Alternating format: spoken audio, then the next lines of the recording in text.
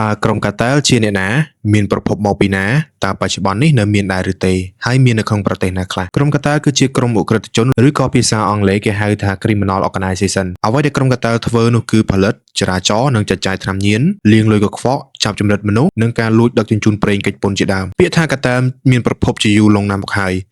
តែពាក្យនេះចាប់ផ្ដើមល្បីល្បាញនិងមានអ្នកស្គាល់ច្រើននៅចន្លោះឆ្នាំ1970ទៅឆ្នាំ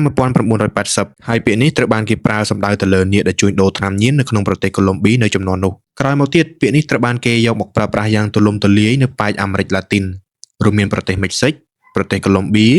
អែលសាវ៉ាឌ័រប្រេស៊ីលនិងប្រទេសវេណេស៊ុយអេឡាជាដើមដោយបងប្អូនមួយចំនួនបានដឹងរួចហើយកាលពីពេលថ្មីៗនេះសហរដ្ឋអាមេរិកបានធ្វើការវាយលុកចូលទៅក្នុងប្រទេសវេណេស៊ុយអេឡាហើយក្រុមកតាល់នេះក៏ជាមូលហេតុមួយក្នុងចំណោមមូលហេតុជាច្រើន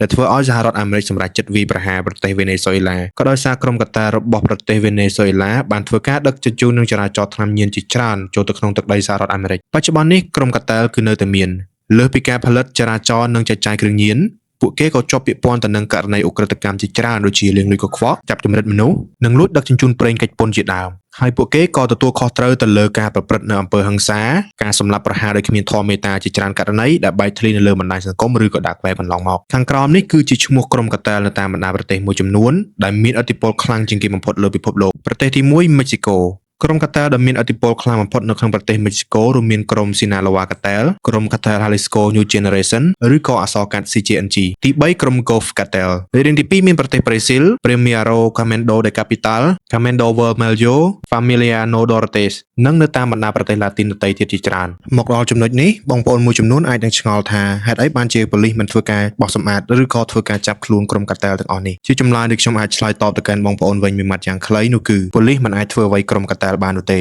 ក៏ដោយសារតែក្រុមកតាល់មានឥទ្ធិពលនិងអំណាចខ្លាំងជាងរដ្ឋាភិបាលនៅក្នុងបណ្ដាប្រទេសមួយចំនួនទៅទៀតជាក់ស្ដែងនៅក្នុងប្រទេសមិចស៊ីកូគឺគ្មានមន្ត្រីប៉ូលីសឬក៏រដ្ឋាភិបាលណាអាចធ្វើក្រុមកតាល់នេះបែកទៅទេក៏ដោយសារតែក្រុមកតាល់មួយចំនួនធំគឺជាអ្នកនៅពីក្រោយការដំណើរការនៃរដ្ឋាភិបាលរបស់ប្រទេសមិចស៊ីកូផ្ទាល់តែម្ដងហើយពួកគេតែងតែធ្វើការសោកប៉ាន់ទៅលើមន្ត្រីពុករលួយជាច្រើនដោយមិនខ្វល់ពីការចំណាយប្រាក់អស់ប៉ុន្មាននោះទេពីព្រោះពួកគេអាចរកប្រាក់បានរាប់រយពាន់លាននៅក្នុងមួយឆ្នាំតាមរយៈការប្រព្រឹត្តនៅឧក្រិដ្ឋកម្មខុសច្បាប់ជាច្រើនដែលខ្ញុំបានរៀបរាប់ខាងលើ